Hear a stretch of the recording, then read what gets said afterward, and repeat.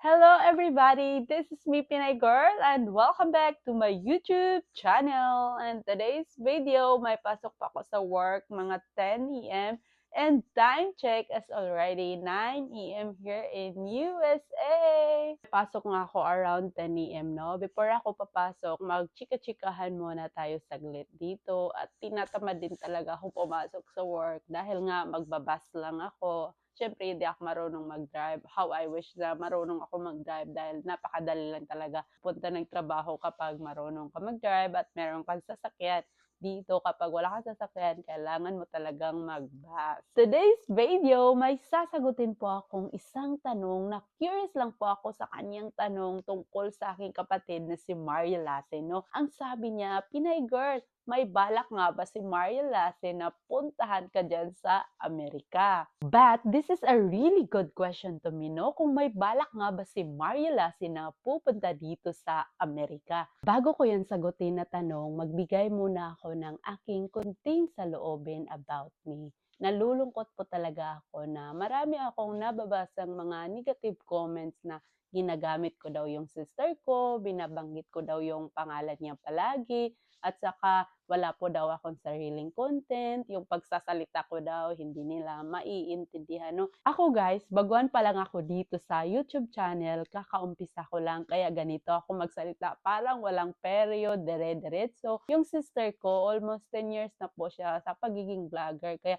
ang ganda panoorin at ang ganda pakinggan daw siya magsalita. Kumpara sa akin, sobrang layo dahil nga kakaumpisa ko pa lamang. Nalulungkot po talaga ako minsan sa aking sarili guys. No, minsan nawalan ako ng gana, like what I said, na kakasimula ko pa lang dito sa YouTube channel, no, meaning beginner pa lang tayo. Syempre, hindi naman mawawala yung mga bashers, no? Meron nga mga komentong na nakakatulong din sa'yo na, ay, ito pala ang gagawin ko para maging aware ka sa susunod at hindi mo na gagawin. Meron din mga komento na nakakasakit at parang hindi na ito talaga okay para sa'yo. I don't know, to be honest, I hate being vlogger kasi ayoko yung mga taong nagko-komento sa buhay ko. Gusto ko talaga may privacy. Pero china-challenge po talaga ako ni Lord na yung ayaw mong gawin ay ibibigay sa'yo. Parang challenge na talaga ito sa aking sarili, no? But super happy ako kung ano man ang aking narating, no? Dahil hindi ko talaga inaasahan na magagawa ko ito sa aking sarili na bilang walang confident, yung palagi lang tumatawa, hindi seryoso, nagdadrama-drama lang. Yun po talaga ang kasiyahan ko, no? Yung pagiging seryoso, minsan ko lang yung ginagawa dahil lagi lang po talaga akong tumatawa.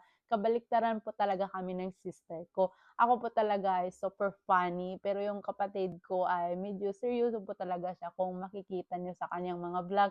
Ako kasi sa Facebook, todo palatawa lang ako, yung puro kalukuhan lang talaga meron. Ngayon nga lang talaga ako na parang nagseseryoso, yung gano'n, no? Nagmamature talaga ako, no? Yung pagiging vlogger pala ay makatulong minsan sa sarili mo. Super grateful po ako na may kapatid akong vlogger na si Maria Lasse, no? Dahil nga kakasimula ko pa lang dito sa YouTube channel, siya po talaga ang number one tumulong sa akin na kung paano ako magsimula, ito ang gawin mo. Ang dami ko talagang natutunan sa kanya, no? Dahil nga simula pa lang noon na siya na po talagang nagbigay ng confidence sa akin guys na ito ang gagawin mo, todo support po yung sister ko. Pero every time na binabanggit ko po yung kapatid ko na yes, I am the sister, I am the ate of Maria Lassen, marami po talagang nagagalit. Kasi iwan ko ba, every time na binabanggit ko yung pangalan ng sister ko, marami po talagang nagagalit. Sinasabi nila, Pinay Girl, iwasan mong banggitin yung pangalan ng sister mo. Gumawa ka ng sarili mong content para makilala ka din. Yes po, it's true. Gumagawa po talaga ako ng sarili kong content. Abangan nyo po soon. Ang dami ko pa talagang kailangan i-upload. Minsan po talaga busy ako sa aking trabaho. Hindi po ako makapag-focus sa pag-vlog, no? Actually guys, ang dami ko pa talagang kailangan i-vlog dito sa Washington, no? Ang daming lugar dito na magaganda na hindi ko pa napupuntahan. Sinasabi ko nga na dapat puntahan namin ng husband ko. Kaya abangan nyo po ang aking vlog soon. Dito sa Washington, ang daming lugar na kailangan ko pang puntahan. Kaya lilibutin po namin ang buong Washington guys para sa inyo. Yung iba, inuunahan ka na agad na wala kang sariling video, wala kang sariling content. May mga bagay talaga na mas priority namin at inuuna, no? Itong pagiging vlogger ay hindi po talaga ako nakapokus palagi na ay pupunta ako sa lugar na ito. Meron po talagang mga bagay na mas kailangan namin unahin. But thank you po sa mga nag-suggest na i-vlog ko daw dito sa lugar namin kung ano daw ang meron dito sa Washington na kailangan pa nilang abangan at malaman ano ba daw ang magagandang lugar dito. Yun po talaga ang aabangan nyo soon. Kaya relax lang po muna yung ibang bashers na hindi makapaghintay na mag-upload ako, no? Dahil nga may trabaho din si Pinay Girl, nagsusumikap pa ako, guys. Hindi lang itong vlogger ang pinupukusan ko. Meron talaga akong priority, which is yung trabaho ko. I'm sure may magagalit na naman sa video na ito dahil nga binanggit ko na naman yung pangalan ni Mariel Lasin. Ayaw na talaga na banggitin ko yung kapatid ko. Pasensya na po, may nagtatanong lang na subscriber, no? Kaya sasagutin ko na yung tanong niya, guys. Kaya super excited akong malaman din niya. Sasagutin na natin yung nagtatanong kung may balak nga ba si Mariel Lasin na pupunta dito sa Amerika para daw magkita kami kahit bakasyon lang. Yes, totoo po. Last 1 year ago, 2025, ay gusto sana pupunta dito ang kapatid ko para magkasama kami ng Pasko noong 2025, hindi 2026 ha. Kaya nga lang hindi natuloy at nagka-problema.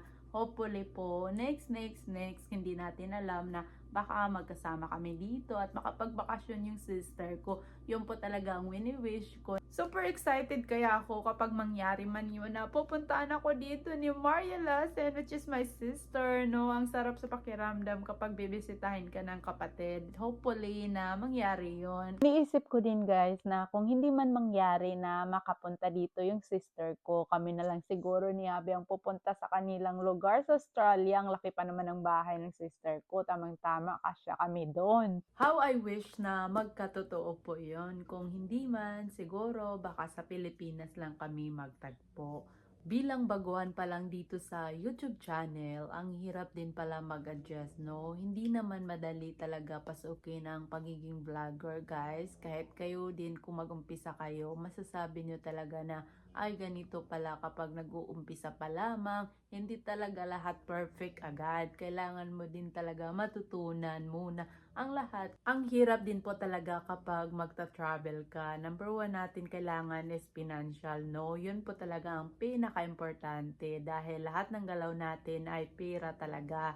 So kahit pupunta man yung kapatid ko dito, syempre kailangan din nila ng financial. Kahit afford man yan o hindi, no? Alam ko na meron tayong mga responsibility sa buhay na mas kailangan natin unahin. Katulad ng sister ko, syempre uunahin niya talaga yung priority niya sa pamilya. Ako din kagaya ko, kahit gusto ko mang gawin ay may mga priority tayo na hindi talaga natin magagawa agad-agad.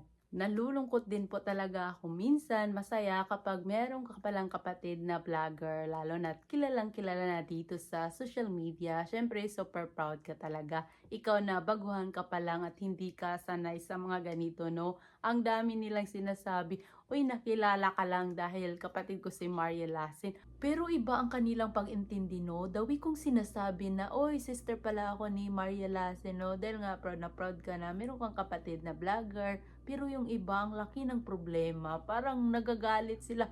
Oy, bakit mo binabanggit yung pangalan ng sister mo? Dapat hindi. Ano ba dapat ang sasabihin ko? Iiwasan ko na lang na hindi ko banggitin yung pangalan ng sister ko, no? Baka sisikat ako na maging katulad niya. Marami ang magagalit. Kahit hindi naman ako sisikat, guys. Wala po talaga akong pakialam kung sisikat ka man o hindi. Kung gugustuhin ka ng mga tao, is gugustuhin ka talaga. Kahit kumapit ka pa sa kapatid mo, kung ayaw nila sa'yo is ayaw talaga nila. Hindi natin yan mapipilit kahit ano mang gawin natin. Kaya po talaga ako naging vlogger nang dahil po sa kanya. Kung hindi lang naging vlogger yung sister ko, I'm sure wala din po talaga ako dito sa social media. Kaya like what I said, I hate being vlogger. Pero now, I love what I am doing, no? Simula nang dumating ako sa Amerika, wala akong ibang iniisip. Uy, magbo-vlog ako kasi nga ang lungkot ng buhay dito. Siyempre, mag-isa ka lang, malayo sa pamilya. Nasisiyahan talaga ako sa aking ginagawa. At least nawawala yung lungkot mo dahil nga malayo ako sa aking anak. Yun na lang po talaga ang nagpapasaya sa akin. Siyempre, ang purpose ko din dito sa social media, hindi lang puro tawa, drama. Siyempre, nagbibigay din ako ng inspiration sa aking buhay, no? Kagaya ng sister ko, full of inspiration po talaga ang kaniyang mga pinapakita.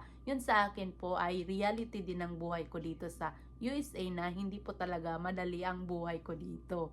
Ayoko po kasi magpaka-impress sa mga tao na porket nakarating ka ng Amerika, mayabang ka na, ang taas-taas na ng tingin mo sa sarili mo, napaka-arte mo na. Hindi po dapat ganon. Dapat lagi mong tandaan, maging humble ka lang talaga palagi. Kahit i-bash nyo man ako or gugustuhin nyo man ako o hindi, okay lang po talaga. At least alam ko sa aking sarili na wala akong inaapakan na tao, wala akong naagribyado, at nagtatrabaho ako sa malinis na paraan. Sana all na lang yung iba na biglang mama nakarating ng Amerika at hindi na kailangan magtrabaho. Yung husband ko po kasi ay hindi mayaman. So, kailangan namin magtulungan talaga at hindi namin kailangan magpa-pretend sa buhay na, oy, ang sarap ng buhay namin dito sa Amerika, pag-alagala lang, pa-shopping-shopping lang. Pwede naman namin yung gawin, pero kailangan namin iipon yung pera at hindi namin basta igagasto na lamang sa hindi importante dahil hindi po talaga madali kumita ng pera dito. Siguro hanggang dito na lang muna tayo, no? Dahil nga nasabi ko na lahat. I'm sure yung ibang basher dyan, may malaking problema na naman ito sa akin. Dahil nga binanggit ko na naman yung pangalan ni Maria Lasin sa video na ito. It's all about my sister po talaga itong video na ito. Kaya peace and love lang po tayo, guys. Huwag po kayong magalit. Huwag niyo pong seryosohin yung buhay nyo dahil mahirap na po. Thank you po talaga guys sa suporta and love at pag-subscribe kay Pinay Girl, no? At hanggang ngayon sinusuportahan nyo pa rin ako, lalong-lalo na sa mga solid Pinay Girl dyan. Sana more on vlogs pa po tayo. And thank you for watching me. And this is Pinay Girl. Thank you everybody!